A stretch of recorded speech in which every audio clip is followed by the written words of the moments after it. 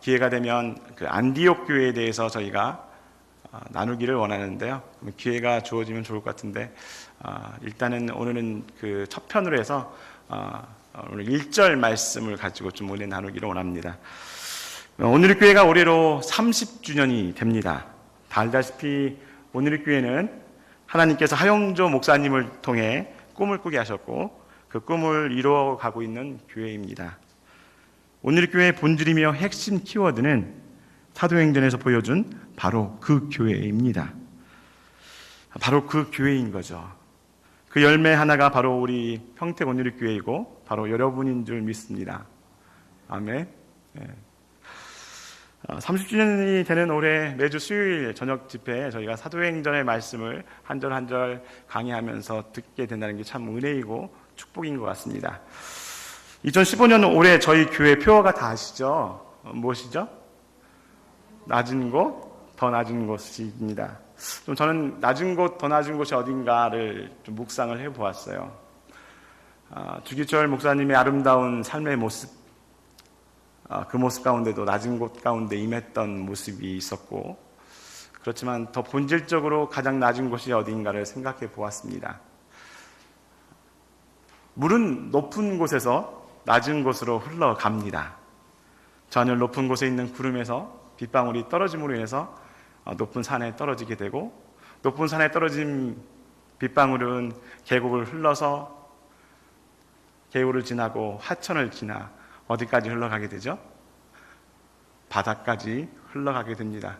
참으로 많은 굽이굽이 강을 지나가게 되고, 또 그 지나가는 곳곳마다 많은 사연이 있고 스토리가 있죠. 그래서 마지막으로 가장 낮은 곳으로 가는 곳이 어디일까요? 바다입니다. 생각해봤어요. 이런 생각해봤습니다. 교회는 바다이다. 교회는 바다 같은 존재이다. 가장 낮은 곳, 바로 그 자리가 교회가 있어야 된다고 생각합니다.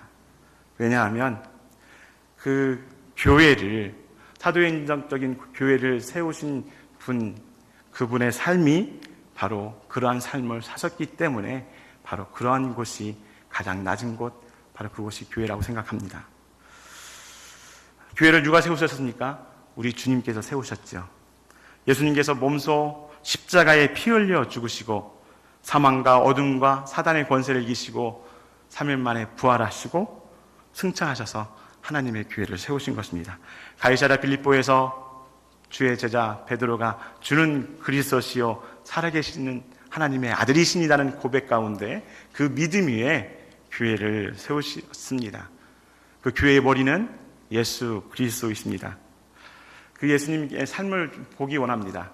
예수님께서는 가장 높고 높은 하늘 보좌를 버리시고 낮은 곳에 임하셨습니다. 이 땅의 가장 낮은 곳에서 태어나셨습니다. 아무도 찾지 않는 베들레헴의 마구간에서 태어나셨죠. 그리고 그 인생의 마지막 어디서 죽으셨습니까? 십자가, 가장 비참하고 비천한 그 자리, 가장 낮은 곳에서 예수님은 죽으셨습니다. 33년의 인생, 불같은 인생을 사시면서 30년의 사생애와 3년의 공생애를 사시면서 주님께서 말씀하셨죠. 인자는 머리 둘 곳이 없다고 말씀하셨습니다. 그래서 당신의 몸을 친히 인간들에게 맡기시면서 그들과 함께 하셨던 분, 바로 그분이 예수님이십니다. 가장 낮은 곳에서 태어나셔서 가장 낮은 자들과 함께 하셨던 그분, 그리고 마지막 순간까지 가장 낮은 곳에 임하셨던 그분이 우리가 믿는 예수 그리스도이십니다. 고아와 가부와 이방인들과 세리와 죄인들을 그들에게 찾아가셨죠. 그들에게 함께 하셨죠. 그들을 위로하셨죠. 그들을 품어주셨죠. 성경은 그것을 증거하고 있습니다. 그게 사복음서입니다. 마태복음의 저자는 마태복음 9장 13절에서 이렇게 예수님의 말씀을 인용하고 있습니다. 나는 의인을 찾으러 온 것이 아니라 죄인을 부르러 왔다고 말씀하고 있습니다. 마가복음 10장 45절에서는 인자가 온 것은 자신의 생명을 많은 사람들의 대속제물로 주기 위해 오셨다고 말씀하고 계십니다. 그리고 누가복음에서 사도 누가는 19장 10절에서 인자에 온 것은 잃어버린 자를 찾으러 오셨다고 말씀하셨습니다. 요한복음 20장 31절 자막을 같이 한번 보고 읽어볼까요? 같이 한번 읽겠습니다. 시작.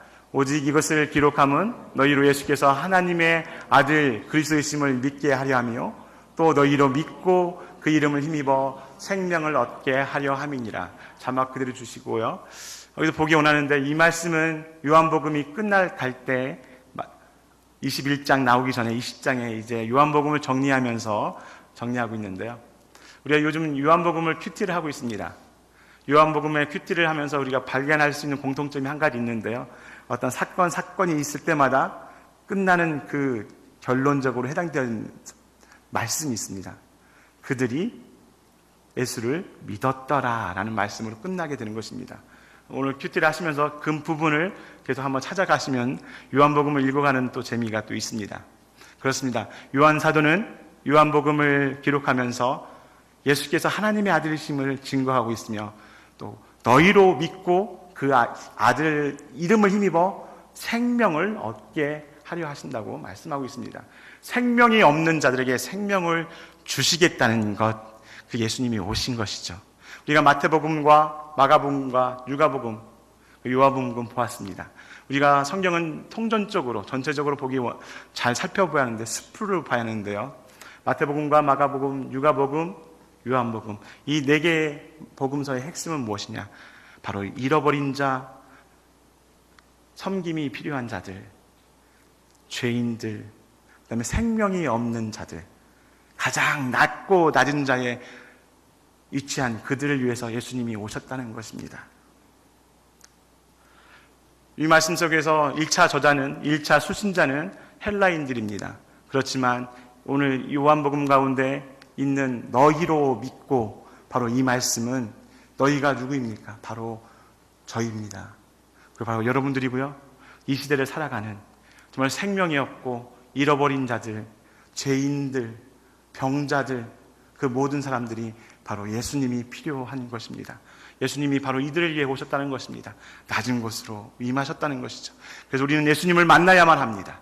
예수님을 믿어야만 합니다. 그 속에 생명이 있기 때문입니다. 이곳에 계신 모든 분들은 그 생명이 되신 예수 그리스도를 온전히 믿는 분들을 믿습니다. 여러분을 통하여서 그 생명이 증거되어지고 널리 퍼져나가기를 축복합니다. 그렇게 해서 교회가 생겼습니다. 마가의 다락방, 그렇죠? 오순절 마가의 다락방 가운데 성령이 임하셔서 그곳 가운데 교회가 생겼습니다. 또 그 교회가 확장되어서 예루살렘 교회가 되었지요. 예루살렘 교회는 참 아름다운 교회였습니다. 사람들이 모이기에 힘썼고 떡을 떼고 서로 교제하는 데 힘을 썼습니다. 그런데 그 교회가 어떻게 됐습니까? 하나님께서 흩으셨습니다. 오늘 구궁일 지사님과 식사를 하면서 오는 자리 가운데 그런 얘기를 잠깐 나누었습니다. 교회가 망하는 지름길은 끼리끼리 모일 때 망한다고 하시더라고요. 그래요. 예루살렘 교회는 참 은혜로운 교회였습니다. 그렇지만 그 교회는 유대인끼리 모여 있었습니다. 유대인끼리 결속하였습니다. 복음을 이방인들에게 예수님께서 땅끝까지도 복음을 증거하고 했지만 예루살렘 교회는 예수님의 명령을 지키지 않았습니다. 자기들끼리 모여서 자기들끼리 행복하고 자기들끼리 즐거워했습니다. 주님께서 그들을 흩으셨습니다. 그래서 흩으신 가운데 그 주의 제자들이 이방 땅으로 가게 됐죠. 페니키아, 키프로스 그리고 안디옥까지 흩어지게 됩니다. 그 흩어짐의 결과가 세워진 교회가 오늘 읽었던 안디옥 교회입니다. 오늘 그 안디옥 교회에서 있었던 일들을 여러분과 함께 보기 원합니다. 여러분은 어떤 교회를 꿈꾸십니까? 여러분들의 마음속에 가지고 있는 나는 정말 이런 교회에서 신앙생활 해보고 싶어. 함께 떡을 떼고 함께 아파하고 함께 즐거워하고 정말로 이런 곳이라면 내가 이 땅 가운데 하나님의 교회를 만들어가는데 한 일원으로서 참 기쁘겠다라는 생각을 해보시는 그런 마음속에 사모함이 있습니까? 평택 온율교회 같게 됐으면 좋겠습니다. 근데 오늘 이 안디옥 교회에서 그 힌트를 좀 얻기 원합니다. 1절 말씀을 함께 읽겠습니다. 같이 함께 읽겠습니다. 시작. 안디옥 교회에는 예언자들과 교사들이 있었습니다. 그들은 바나바, 니게르라고 하는 시므온, 구레네 사람 루기오, 분봉왕 헤롯, 안티파스와 어릴 때부터 함께 자란 마나엔, 그리고 사울이었습니다. 먼저 안디옥 교회를 소개하고 있습니다. 근데 소개하고 있는데 안디옥 교회는 무엇이 있다고 지금 소개하고 있습니다. 누가 있었다고 소개하고 있죠? 예언자들과 교사들입니다. 그곳에 예언자들과 교사들이 있었다는 거예요. 교회를 소개하는 데 있어서 가장 먼저 소개하는 게, 우리 교회는 건물이 화려하고 우리 교회는 성가대가 빵빵하고 성가대 은혜가 찬양이 은혜가 없고 이런 것을 얘기하지 않고 있습니다. 안디옥교회를 소개하고 있는데 우리 교회는 예언자들이 있고 교사들이 있다고 지금 누가는 소개하고 있습니다. 굉장히 중요한 인사이트가 있습니다. 왜 사도 누가는 안디옥교회를 소개하면서 예언자들과 교사들이 있었다고 얘기하고 있을까요? 예언자는 누구입니까? 다른 말로 선지자입니다. 선지자는 히브리 말로 하면 나비입니다. 나비는 입이란 뜻입니다. 그 뜻은 풀어보면 말하도록 부르심을 받은 자들이라는 것입니다. 말하도록 부르심을 받은 자들이라는 것입니다. 무슨 말을 하는 걸까요? 하나님의 말씀을 대언하는 자라는 것입니다. 그리고 헬라어로는 페테스로, 제가 간만에 헬라어를 하려니까 입이 안 떨어지는데요. 이게 프로페테스로 그냥 잊어버리십시오. 이게 그냥 뜻이 뭐냐면 신의 대변자로서 그의 뜻을 사람에게 해석해 주는 사람이라는 거예요. 그러니까 나비라는 거고 프로페테스로하고 같은 어원인 거예요. 비슷하죠? 신의 언어를 대언한다는 것입니다. 그래서 말하는 사람입니다. 어떤 말을 하느냐면 하나님의 말씀을 말하는 사람들, 바로 그게 선지자, 예언자라는 것입니다. 하나님의 마음을, 하나님의 생각을 알아서 사람들에게 알려주는 것, 그게 선지자, 예언자의 할 일인 것입니다. 그 두 번째로 누가 있었다고 하죠? 교사들이 있었다는 거예요. 교사들은 어떤 직분이죠? 가르치는 사람들이죠. 가르치는 것입니다. 그러면 교사인데 무엇을 가르쳤을까요? 수학, 영어, 국어를 가르쳤을까요? 무엇을 가르쳤을까요? 말씀을 가르쳤습니다. 예언자와 교사의 공통점은 무엇입니까? 말씀입니다. 안디옥 교회에 사도 누가가 이야기하고 있는 것, 가장 먼저 소개하고 있는 게 뭐냐면 우리에게는 하나님의 말씀이 있다라고 지금 이야기하고 있는 것입니다. 그들의 삶의 중심은, 그들의 교회의 중심은 어떤 세미나나 어떤 프로그램의 중심이 아니라 하나님의 말씀이 우리 교회에 가장 앞선다고 지금 안디옥 교회를 소개하고 있는 것입니다. 하나님의 말씀이 기초가 되어지고 하나님의 말씀에 의해서 교회가 운영되어지고 그 말씀을 통하여서 판단과 결정이 이루어지는 것, 바로 그게 교회의 본질인 줄 믿습니다. 어떤 한두 사람의 의견에 의해서, 목소리 큰 사람의 의견에 의해서 교회가 흔들리고 표리부동하고 하는 것이 아니라 하나님의 말씀에 의해서 결정되어지고 그 말씀에 이끌려서 나아가는 것, 바로 그게 교회의 참 모습인 줄 믿습니다. 예언하고 말씀을 가르치는 것, 바로 성경인 것이죠. 우리 평택온누리교회가 이 말씀을 더 깊이 사모하고 말씀을 배우는 자리로 나오고 또 말씀을 배우는 가운데 말씀을 배운 자리에서 그치는 것이 아니라 가르치는 자리까지 나가기를 축복합니다. 우리 온누리교회는 참 잘 되어 있는 것 같아요. 1대1을 통해서 양육받고 또 양육하고 또 옴비아라고 해서 우리 갈라디아서, 로마서, 요한복음, 정말로 성경의 가장 핵심을 담아내는 말씀들을 통하여서 저희가 또 말씀을 배우고 있죠. 여러분, 말씀을 깊이 상고하십시오. 말씀 속에서 여러분의 인생에 해답이 있습니다. 그리고 여러분의 인생에 풀리지 않았던 모든 의문들이 해석되어지는 은혜가 있습니다. 말씀 가운데 머무르시고 말씀을 통하여서 새 힘을 얻으시고 말씀을 통하여서 인생의 모든 문제들이 풀어지는 은혜가 있기를 축복합니다. 큐티 하시죠? 다 큐티 하시죠? 큐티 하십시오. 말씀을 읽으십시오. 큐티하기 힘드십니까? 그러면 새벽교회에 나오세요. 새벽 예배에 나오세요. 우리 김소리 목사님, 우리 부목사님들이 말씀으로 잘 인도해 주시고 말씀을 매일매일 볼 수 있도록 인도해 주시니까 새벽기도 나오시고 또 말씀 듣기 바랍니다. 자, 이렇게 참 말씀이 중심이 되어졌던 교회가 바로 안디옥 교회였습니다. 최근에 그 예언이라는 부분이 나와서 잠깐 말씀을 좀 나누기 원하는데요. 최근에 한국 교회계에 이슈가 되었던 한 여자 전도사님이 있습니다. 많이 들어보셨죠? 홍혜선 전도사라고. 그것이 알고 싶다는 뉴스에까지 나왔습니다. 영적 분별력이 있어야 합니다. 저한테도 그 문자가 작년쯤에서부터 계속 날라왔거든요. 몇 분들 통해서. 제가 딱 코멘트를 보냈어요. 분별력이 있어야 합니다. 거짓인 줄 알았거든요. 거짓인 줄 알았습니다. 그런데 그게 계속 퍼 날라지더라고요. 그리고 그 말에 현혹되어져서 목사님, 선교사님, 많은 성도들이 집을, 재산을 다 처분해서 이민을 가고 또 삶의 거처로 옮겨갔다는 얘기를 들었습니다. 참 슬픈 일입니다. 말씀이 흔들리니까 그런 현혹되어지는 말 가운데 넘어지는 현상이 있는 것이죠. 우리가 예언하게 되면, 오늘 예언자들이 있다고 했습니다. 우리가 예언하게 되면 생각하기 하는 쉬운 것이 무엇이냐면, 예언하면 미래의 일을 우리가 미리 알고 싶은 마음이 있기 때문에, 두려움이 있기 때문에 그것을 알고 싶어 해서 그 예언을 쫓아가는 게 있는데, 예언은, 성경적인 바른 예언은 그게 아닙니다. 성경적인 바른 예언은 선지자들, 예언자들이 하나님의 말씀을 대언했다고 했는데 그 대언의 내용들을 우리가 잘 읽어보면 그 내용들은 그렇습니다.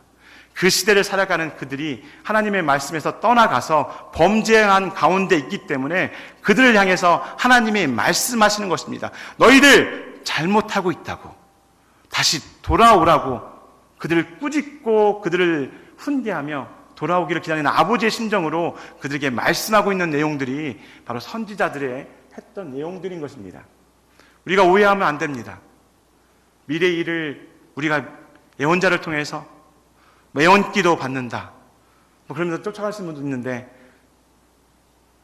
과연 그것이 우리 믿음의 길 가운데 얼마나 도움이 될까요? 우리에게는 미래를 아는 것보다 더 소중한 분이 계시지 않습니까? 예수님이 함께 하신다고 했잖아요. 더 무엇이 필요하겠습니까?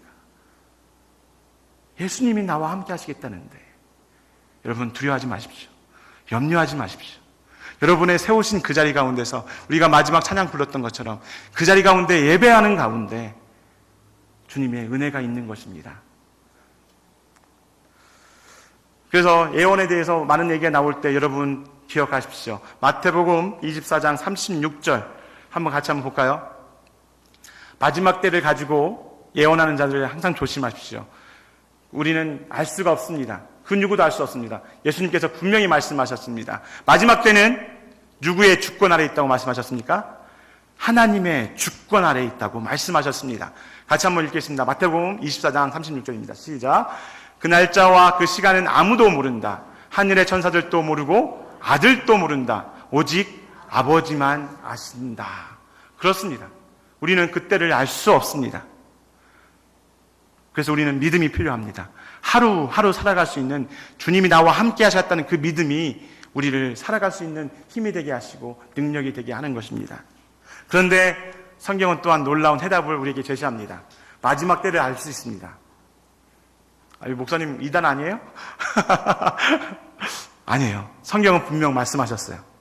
그때가 있다고 했어요. 마지막 때가. 진짜요? 가르쳐드릴까요? 별로 궁금하지 않으신가 봐요. 마태복음 24장 14절입니다. 같이 한번 읽어볼까요? 시작. 그리고 이 하늘나라 복음이 온 세상에 전파돼 모든 민족들에게 증거될 것이다. 그때서야 끝이 올 것이다. 아멘. 끝은 분명히 있습니다. 언제인가요? 이 예수 그리스도의 복음이 모든 민족 가운데, 열방 가운데, 언어 가운데 들어갈 때. 그래서 주님께서 마지막으로 우리에게 주셨던 명령이 땅끝까지로 제자를 삼으라 하신 이유가 바로 마지막 때가 있다는 것을 말씀하시기 때문인 것입니다. 마지막 때를 준비해야 합니다. 왜 어떻게? 예수 그리스도의 복음을 우리 삶의 자리 가운데, 또 선교사님들을 통해서 정말 믿지 않는 영혼들 가운데 그 복음을 증거하는 가운데 우리는 준비해야 하는 영혼인 것입니다. 축복합니다. 마지막 때를 준비하는 지혜로운 다섯 처녀가 되기를 축복합니다. 자, 우리는 이렇게 해서 예언에 대한 부분 잠깐 우리가 했는데요. 다시 한번 본문으로 돌아와 볼까요? 다시 본문으로 돌아가겠습니다. 1절에서 두 번째 발견할 수 있는 놀라운 은혜가 있습니다.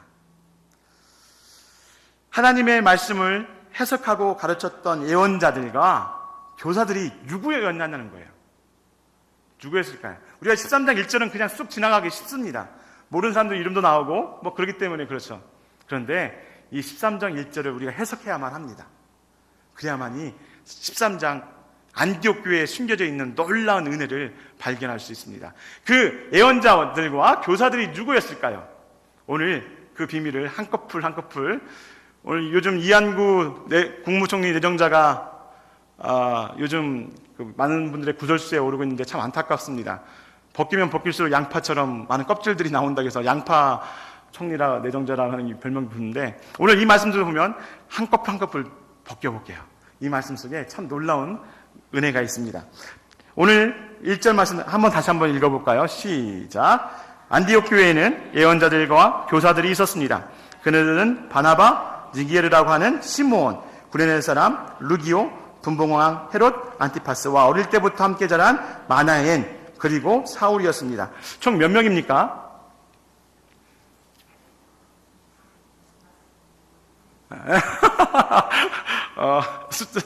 산수가 약해서 몇 분이세요? 예? 6분? 5분입니다. 5분. 바나바, 시므온, 루기오, 마나엔, 사울. 이곳에 참 재미있습니다. 제가 한번 볼게요. 첫 번째 누구를 이야기하고 있죠? 바나바가 나옵니다. 이 바나바는 다 아시죠? 여러분 다 알고 있는, 여러분이 지금 머리에 떠오르는 그 이미지, 그 바나바가 오늘 그 바나바입니다. 사도행전 4장 36절에 처음 등장합니다. 이렇게 소개하고 있습니다. 제가 읽어드릴게요. 그는 키프로스 출신인 요셉이라는 레이 사람이 있었습니다. 사도들은 그를 바나바라고도 불렀는데, 바나바는 위로의 아들이란 뜻입니다. 이게 사도행전 4장 36절에 바나바를 처음 소개하는 내용인데요. 그 초대교회의 아름다운 미담을 대표하는 인물이죠. 자신이 갖고 있던 재산을 팔아서 교회에 그것을 드리고, 그 드려진 그 애물을 통해서 힘들고 어려운 사람들과 함께 나누고 교제하며 또 섬겼던 참 아름다운 미담의 주인공입니다. 그리고 또 그 구장에 가게 되면 사울이 다메섹에서 변화받고 회심하였을 때 제자들과 초대교회 사람들이 믿지 않았습니다. 그 사울이라는 사람이 다메섹으로 가면서 예수님을 만나게 되고, 만나는 가운데 그가 이제 변화받아서 예수를 믿으라고 증거했을 때 사람들이 믿지 않았습니다. 그런데 믿지 않는 그 가운데 사울을 옹호했던 사람이 있었습니다. 그 사람이 누구였을까요? 오늘 이 바나바였습니다.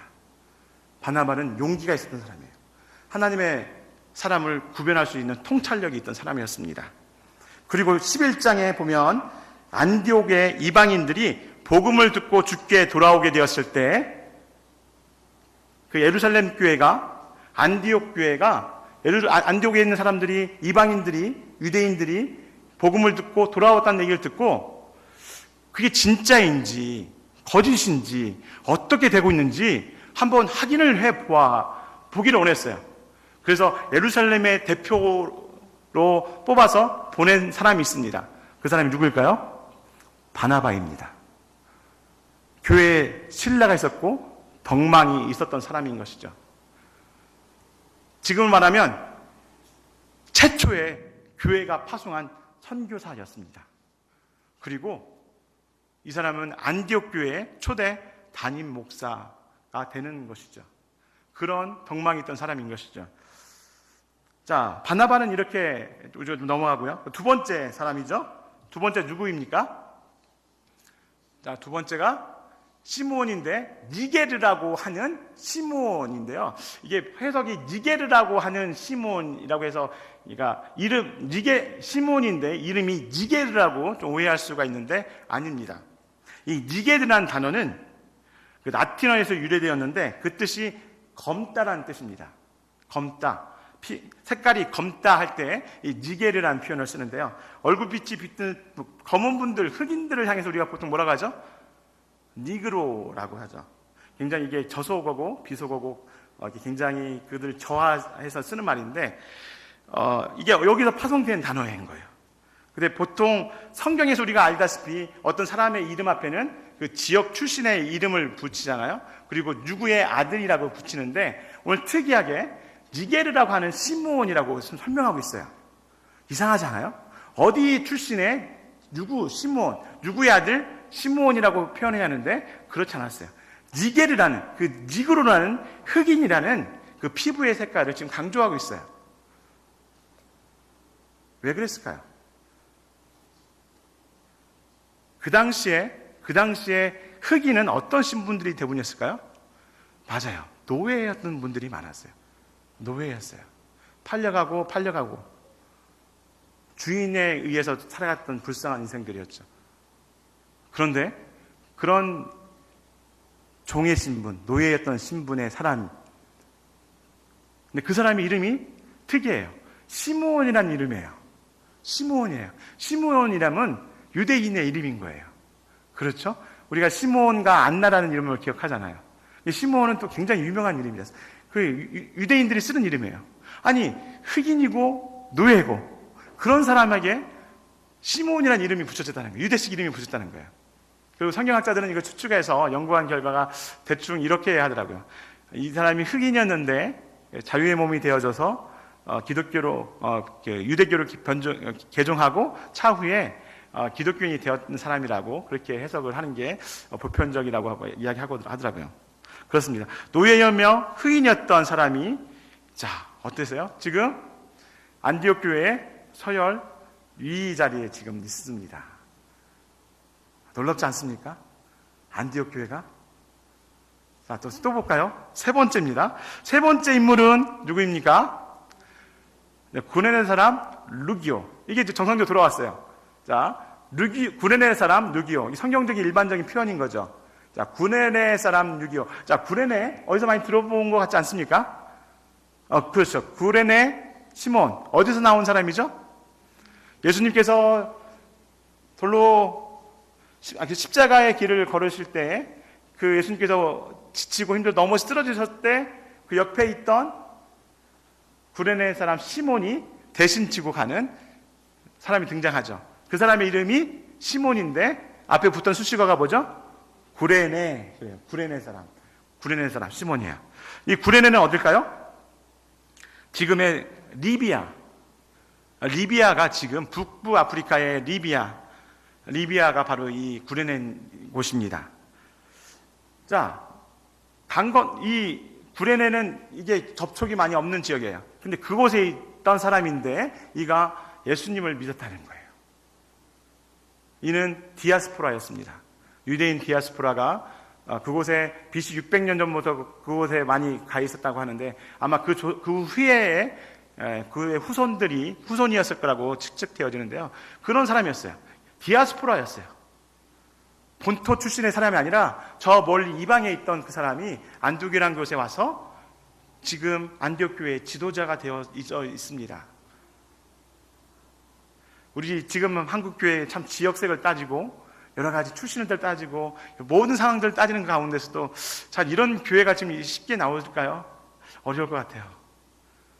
정말 이런 출신들을 보지 않고 그 사람의 어떤 색깔인지, 그 사람이 어떤 성향인지, 그 사람의 배움의 깊고 낮음이 얼마가 되는지 그런 것을 보지 아니하고 지금 안디옥 교회는 지도자를, 말씀을 증거하는 예언자들과 교사들을 세워나가고 있어요. 네 번째 인물인데요. 네 번째 인물을 읽어가면서 이 사람 뭐야? 하면 의구심을 한번 지나쳤어야 돼. 그 인물이에요. 왜냐면요. 한번 읽어볼까요? 네 번째 사람은 누구죠?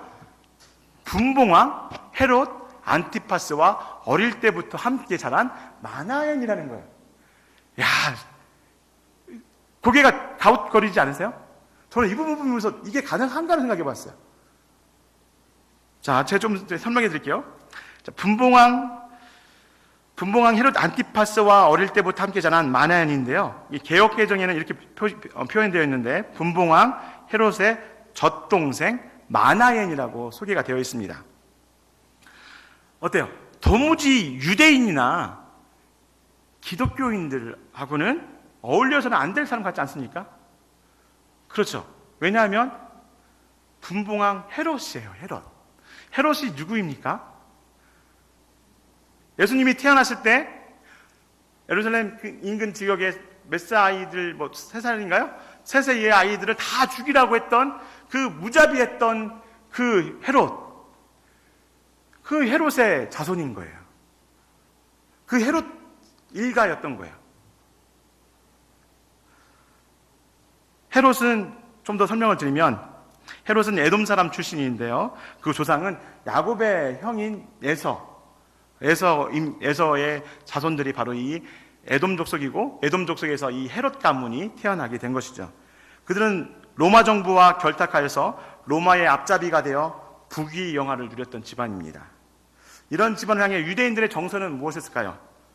천하의 죽일 놈들, 저런 놈들과 함께 한 일을 두고 산다는 것은 내 인생이 수치고 치욕이고, 그런 얘기를 했을 거예요. 쉽게 말하면, 우리가 쉽게 이 사람을 생각할 때 하면 일제시대를 생각하면 돼요. 일제시대 때 친일파가 되어서 일본의 앞잡이가 되어져서 그 일본의 여러 가지로 이렇게 협조했던 사람들 있지 않습니까? 막 그렇게 생각하면 되는 거예요. 자, 그런 헤롯 가문의 사람이에요. 헤롯 가문의 안티파스와 어릴 때부터 함께 자랐다는 거예요. 젖동생이라고 하는데요. 이 젖동생의 사전적인 의미는 어릴 적 왕의 자녀들과 함께 왕궁에서 자란 사람이었다는 거예요. 자, 어떻습니까?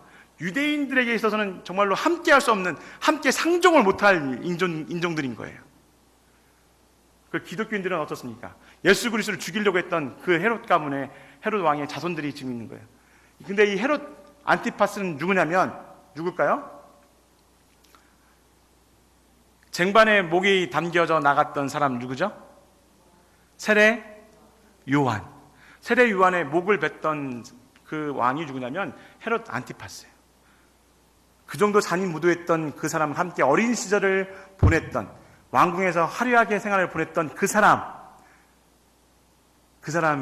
누구냐고요? 그 사람이 마나엔이에요. 그런데 이런 유대인들, 기독교인들이 원수처럼 생각했던 사람이 지금 안디옥 교회의 서열 4번째 지도자로 서 있습니다. 놀랍지 않습니까? 그리고 5번째 인물입니다. 5번째 누구입니까? 사울입니다. 이때 여러분이 생각하시면, 이때 지금 사울을 생각할 때 여러분 바울을 생각하시면 안 돼요. 지금 이때는 이 지도자의 이름을 둘 수 없는 사람입니다. 왜입니까? 다다시피 스데반 집사의 순교의 현장 가운데 목격자로, 그것의 증인으로 서 있었던 사람 사울이었죠. 그리고 예수를 믿는 사람들을 쫓아서 땅끝까지 이르러 그 대제사장부터 그 증인 확인서를 받아가지고 다메섹까지 쫓아가서 잡아 죽이려고 했던 그런 사람이었지 않습니까? 예수 믿는 사람들에게는 원수보다도 더 아주 독한 사람이었을 것입니다. 그가 다메섹에서 예수님을 만나고 변했지만, 그는 한때 예수 믿는 사람들의 철천지 원수였던 사울이었습니다. 어떻습니까? 5명의 사람을 쭉 살펴보았는데요. 5명을 다시 한번 볼까요? 바나바는, 그는 존경받던 사람이라 좀 뒤로 보고요. 노예 출신이며 흑인이었던 시므온, 신분적으로 가장 미천했던 사람 아니었습니까? 리비아 출신의 디아스포라 루기오, 본토 출신도 아니고 정통 유대인도 아니고 그저 조상을 따라 저 멀리 떠나갔던 재미동포 뭐 이런 사람, 그런 사람이었는데, 또 헤롯의 젖동생 마나엔, 교회를 잔멸했던 사울. 자, 면면히 한 면을 살펴보았습니다. 이런 사람들이 지금 안디옥교회의 리더십인 것입니다. 그리고 이들이 공동체를 이루었습니다. 이들이 교회의 리더였어요. 리더의 모습을 일면을 보았는데요. 그러면 이 리더가 아닌 일반 성도들의 모습은 어땠을까요? 상상이 어떠세요? 하 목사님이 설교 가운데 그런 내용을 말씀하셨어요. 천국에 가게 되면 오른팔 없는 사람, 왼다리 없는 사람, 참 장애인들이 있는 곳이 천국일 거라 생각하게 되었다고 하시더라고요. 왜냐하면 한 팔 없이 천국에 가는 것이 더 낫다고 말씀하셨던 그 말씀을 묵상하시다가 천국에는 그런 사람이 참 많겠구나 하는 생각을 잠깐 해보셨다고 하시더라고요. 교회는 제가 서두에 바다와 같은 존재라고 했습니다. 교회는 바다라고 했습니다. 교회는 흘러오는 것이죠. 인생에 찢겨지고 상처받고 길어버린 영혼들이 오는 곳, 갈 데가 더 이상 없는 그들이 오는 곳 어디입니까? 가장 낮은 자들이 오는 곳이 어디입니까? 바로 교회입니다. 그 교회가 지금 안디옥 교회였다는 거예요. 리더들의 모습을 보면 그 속에 속해 있던 평신도들의 모습을 상상해 볼 수 있지 않겠습니까? 참 이런 사람들이 5명의 리더의 모습을 보았는데, 얼마 전에 이런 코미디 개그에 그거 있었잖아요. 기가 차고 코가 차고 뭐 이런 어처구니가 없는 상황 아닌가요? 지금 우리 상식만 생각해봐도 어떻게 노예가 교회의 지도자가 되어지고, 원수였던 사람이 교회의 리더가 되어지고, 어떻게 이게 가능한 것입니까? 신분도 달라요. 피부도 달라요. 배경도 달라요. 학문적 지식도 달라요. 모든 게 다른데 이들이 하나가 되어 있습니다. 세상에서는 어림도 없는 일이죠. 무엇이 가능하겠습니까? 힌트는 오늘 처음에 살펴봤던 그들이 예언자이고 교사였다는 것입니다. 말씀 위에 기초로 한 공동체였다는 것입니다. 하나님의 말씀이 그들을 하나로 뭉치게 했다는 것입니다. 그런데 하나님의 말씀 가운데 어떤 말씀이었을까요? 사도행전 11장 20절을 보게 되면 우리가 그 답을 알 수 있는데요. 한번 볼까요? 사도행전 11장 20절입니다. 같이 한번 읽겠습니다. 시작. 그런데 그 가운데 키프로스와 고르네 출신인 몇 사람은 안디옥으로 돌아가 그리스 사람들에게 주 예수의 복음을 전하기 시작했습니다. 자, 흩어진 사람들이 복음을 듣고 복음을 전했어요. 어떤 복음을 전했을까요? 이게 중요합니다. 하나님의 말씀을 전했어요. 하나님의 말씀을. 그런데 하나님의 말씀 중에도 어떤 말씀을 전했다고요? 주 예수 그리스도의 복음을 증거했다는 거예요. 성경이 무엇을 말하고 있습니까? 우리가 잘 먹고 잘 사는 것을 이야기하고 있는 게 아닙니다. 성경은 우리에게 영원한 생명을 얻는 길을 제시하고 그 길을 보여주고 있는 것입니다. 내가 곧 길이요 진리요 생명이니 나로 맘지 않고는 아버지께로 올 자가 없다고 말씀하셨던 그 예수님의 말씀이 바로 성경 속에 녹아 있는 거예요. 그 복음을 그들이 증거했다는 거예요. 다른 것 증거하지 않았습니다. 예수 복음, 예수 생명, 예수 천국의 그 메시지를 전했다는 것인 거예요. 주 예수의 복음을 전했습니다. 그들이 그 주 예수의 복음이 증거되어졌고 그 말씀을 들었던 사람들이 안디옥에 있던 사람들이었어요. 그들이 그것을 믿음으로 받아들였고 그들이 공동체가 된 것이죠. 믿음이 견고해져서 뿌리를 내렸고 흔들리지 않았습니다. 그리고 많은 열매를 맺었습니다. 그래서 그게 안디옥 교회가 된 것입니다. 주 예수의 복음 위에 토대를 세운 교회, 바로 그게 안디옥 교회입니다. 이 안디옥 교회는 우리가 나중에 기회가 되면 더 보기를 원하는데, 안디옥 교회는 꾸지람이 없는 교회예요. 사도 바울의 13권의 서신 가운데 이 안디옥 교회에 대한 얘기는 나오지 않습니다.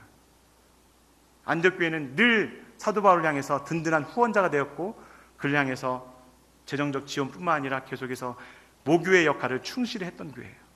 왜 그랬을까요? 말씀에 기초를 둔 건강한 교회이기 때문에, 말씀 중에도 예수 그리스도의 복음으로 탄탄하게 지어진 교회이기 때문에 흔들리지 않았던 것이죠. 복음, 예수 그리스도의 십자가와 부활의 기쁜 소식, 그 복음이 신분도 피부 색깔도 배경도 모든 것이 다른 그들을 하나로 만들었습니다. 그들로 하나의 공동체로 결속하게 한 것이죠. 26절을 사도행전 11장 26절인데요. 기회가 되시면 11장을 좀 더 살펴보시면 댁에 가셔서 좀 더 이 말씀이 이해가 될 텐데 11장 26절 한번 같이 한번 읽어볼까요? 시작. 그를 만나 안디옥으로 데리고 왔습니다. 그리하여 바나바와 사울은 1년 내내 그 교회에 머물면서 많은 사람들을 가르쳤습니다. 그리고 안디옥에서 제자들은 처음 그리스도의 사람이라고 불리게 됐습니다. 그리스도인이십니까? 크리스찬이세요? 언제부터 크리스찬이 불려준 줄 아세요? 이 안디옥 교회에서부터 불러줬어요. 여러분의 뿌리가 어딘지 아세요? 바로 이 안디옥 교회에서부터 크리스찬이라는 게 불려지게 된 거예요. 예수 그리스도를 믿는 믿음 가운데 사람들이 그들을 부르면서 예수를 따르는 사람들, 그리스도의 사람들, 그리스도의 목숨 건 사람들, 그렇게 이야기했던 것이죠. 여러분 축복합니다. 정말 안디옥 교회 사람들이 세상 사람들로 하여금 정말 예수를 따르는 사람들, 그리스도를 따르는 사람들, 그리스도의 제자, 그리스도인이라고 그들을 향해서 불렀던 것처럼 여러분들을 향해서 세상 사람들이 당신은 정말 그리스도인이야, 당신은 예수를 믿는 제자야, 그렇게 여러분의 삶 가운데 그런 증거가 일어나기를 축복합니다. 그런데 오늘 5명의 지도자 가운데 결론적으로 좀 살펴보고 적용해보고 싶은 내용이 있습니다. 26절 자막을 계속 좀 보여주시고요. 자, 첫 번째 보면 첫 번째 줄을 같이 한번 읽어볼까요? 시작. 그를 만나 안디옥으로 데리고 왔습니다. 그래서 그가 나오고요, 데리고 왔다고 했어요. 좀 더 부연 설명을 해드리면 그를 만났다고 했는데 그를 만난 게 누가 만났을까요? 좀 상상을 해보실까요? 바나바가 누구를 만났을까요? 사울을 만났습니다. 그리고 안디옥으로 데리고 왔습니다. 자, 여기 한 줄이지만 이 속에 엄청난 비밀이 숨겨져 있습니다. 우리는 행간을 잘 봐야 돼요. 그를 만나 안디옥으로 데리고 왔습니다. 25절을 보면 좋겠는데 자막을 준비 못했거든요. 그렇지만 설명해 드리겠습니다. 바나바가 사울을 만나러 갔습니다. 어느 곳에 갔냐면 다소라는 곳입니다. 사울의 고향 다소로 바나바가 찾아간 것이죠. 안디옥의 담임 목사로 파송되었던 최초의 선교사이고 안디옥의 담임 목사로 파송되었던 바나바가 다소에 머물고 있던 사울을 찾아가서 그를 안디옥 교회에 데리고 온 내용이죠. 그런데 여기서 우리가 살펴본 게 사울이라는 사람이 어떤 상황 속에 있는가를 살펴봐야 합니다. 사울은 여러분도 다 알다시피 학문적으로 가장 뛰어난 학문을 지녔던 사람입니다. 배웠죠. 그렇죠? 가장 베냐민 지파 가운데 있었고 또 그의 스승 누구였죠? 가멜의 문화에서 가장 우수한 성적으로 공부를 했었고 그는 굉장히 뛰어난 사람이었습니다. 흔히 말하면 지금으로는 말하면 출세 가도를 달릴 수 있는 모든 조건을 가지고 있던 사람이었습니다. 유대인이면서 로마인이었기 때문이죠. 그에게는 부족한 게 사회적으로 학문적으로 부족한 게 하나도 없던 사람이었습니다.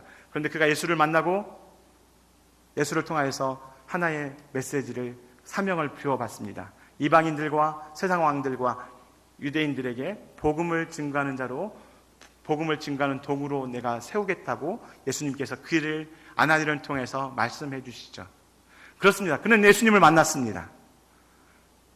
그래서 그가 자랑으로 삼았던 모든 것들을 뒤로하고 예수를 증거했습니다. 예수만을 자랑 삼고 예수만을 쫓아갔습니다. 그 순간에 그는 변절자가 되었습니다. 그가 평생 따라왔던 유대교회에서는 변절자가 되었고 배신자가 되었습니다. 그는 예수를 증거했지만 초대교회 사람들은 그를 의심했습니다. 저가 진짜 예수를 믿는 걸까? 의심했죠. 그를 따르지 않았습니다. 그는 고향으로 다소로 외롭게 지금 가 있는 것입니다. 아무도 알아주지 않습니다. 그가 평생에 딸궈왔던 학문이 하루아침에 물거품이 되어버리고 이제 아무도 그를 찾지 않는 외로운 신세가 되어온 것입니다. 그가 그 다소에 지금 머물러 있는 것입니다. 그렇지만 사도 이 사울에게는 믿음이 있었습니다. 저는 믿어요. 사울이 그곳 가운데 외톨이처럼 홀로 떨어져 있었지만 그는 준비하였습니다. 하나님의 약속을 붙들었습니다. 예수님께서 말씀하셨던 세상 사람들과 세상 왕들과 이방인들과 유대인에게 복음을 증거하는 도구로 내가 쓸 것이라는 그 메시지에 대한 확신을 가지고 그 메시지를 붙들고 그는 아무도 없는 그 고향 땅에서 그 복음을, 그 약속을 붙들고 그는 준비하고 있었을 것입니다. 그렇지만 그는 외로웠습니다. 힘들었습니다. 언제입니까? 주님, 제가 모든 것을 포기하고 이곳까지 왔는데 저는 언제 다시 쓰임 받는 것입니까? 주님, 저는 언제까지 이곳에 머물러 있어야 합니까? 주님, 당신이 말씀하지 않으셨습니까? 언제 저는 이 모든 것이 풀어집니까? 그런 가운데 그는 하루하루, 한 달, 2년의 세월을 그곳에서 지내고 있었던 거죠. 그렇지만 그는 약속을 붙들었던 사람입니다. 흔들리지 않았습니다. 바나바가 그를 찾아갔을 때 그는 바나바와 함께 안디옥에 가서 무엇을 증거했다고 합니까? 말씀을 증거했다는 거예요. 준비했다는 거죠. 아무도 찾지 않는 외로웠던 순간 그는 약속을 붙들고 준비하고 있었던 사람이었습니다. 축복합니다. 여러분 지금 힘들고 외로우십니까? 아무도 알아주지 않는 것 같습니까? 말씀 가운데 여러분 하나님의 약속을 붙들고 나가시기 바랍니다. 한 편 더 보기 원하는데요. 바나바가, 우리는 사울처럼 기다리고 준비하는 사람이 되어야지만 또 한편으로는 바나바가 되어야만 합니다. 바나바가 누구입니까? 모든 사람들의 존경을 받는 사람이었습니다. 그렇죠? 안디옥 교회의 또 지도자였어요. 모든 사람들이 그를 신뢰했고 덕망 있는 사람이었습니다. 안디옥 교회가 많은 성도들이 모였기 때문에 할 일이 참 많았습니다. 그런데 그런 안디옥 교회에 어깨에 힘 좀 줄 수 있는 위치에 있던 그 바나바가 안디옥에서 5가지의 거리는 160km입니다. 그 거리를 찾아간 것입니다. 아쉬운 사람이 찾아가는 것 아닙니까? 그런데 이 바나바는 자기가 모든 아쉬울 거 없는 그 사람이 직접 찾아가고 있습니다. 아무도 알아주지 않는 그 사울을 향해 나간 것이죠. 손 내밀어 주는 것입니다. 지도자는 이런 사람인 것 같습니다. 외롭고 지쳐있는 그를 향해서 손 내밀어 주는 사람, 사람들이 알아주지 않지만 정말 하나님의 약속을 붙들고 있는 그 사람을 붙들어주는 것, 바로 그게 리더가, 지도자가 해야 할 덕목 중에 필요한 덕목이라 생각되어집니다. 축복합니다. 여러분 공동체에, 여러분의 순식구에, 여러분의 가정 가운데, 여러분의 직장 가운데 사울처럼 지금 외로이 있는 분이 있습니까? 여러분의 손길을, 바나바와 같은 따뜻한 손길을 기다리는 분이 계십니까? 분명히 있습니다. 여러분을 기다리고 있는 분이 있습니다. 오늘 이 바나바를 마지막 묵상하면서 제게 떠올랐던 한 분이 계십니다. 스승을 배신한 자라는 꼬리표가 달렸습니다. 예수가 왕이 되면 한 자리에 보겠다는 야망이 물거품이 되어서 인생의 패배자가 되었던 사람이 있었습니다. 고향 땅에 가서 이제 고기를 잡는 어부가 되었습니다. 베드로입니다. 근데 그 베드로를 찾아 가주신 분이 계십니다. 예수님이시죠. 밤새 힘들게 지쳐 고기를 잡던 베드로에게 찾아가셔서 손수 조반을 준비하시고 아침 먹으라고 말씀하셨던 주님의 따뜻한 음성이 생각납니다. 예수를 배반했기 때문에 너무나 주님 다시 만났지만 주님을 제대로 쳐다볼 수 없어 고개 떨구며 있던, 힘없이 있던 베드로를 향해서 내가 나를 사랑하느냐? 내가 나를 사랑하느냐? 내가 나를 사랑하느냐? 물으셨던 그 주님, 예수님 말입니다. 눈물을 흘리면서 주님이 제 마음 아시잖아요. 그렇게 고백하는 베드로를 향해서 말씀하셨던 내 양을 먹이라, 내 양을 쳐라, 내 양을 먹이라. 다정한 음성으로 정말 패배자에서 배신자는 나고가 붙였던 그 베드로에게 다시 제자의 길로 인도해 주셨던 그 예수님의 따뜻한 음성이 생각났습니다. 여러분, 교회는 이런 곳인 것 같습니다. 교회는 지치고 찢기고 상처받은 영혼들에게 손 내밀어 주는 것, 그들이 교회로 다가왔을 때 그들과 하나 되어지는 것, 예수의 십자가의 은혜로 하나 되어지는 것, 바로 그것이 교회인 줄 믿습니다. 그런 교회가 되기를 축복합니다. 그런 여러분 되기를 축복합니다. 이 시간 우리가 한번 이 찬양 부르면서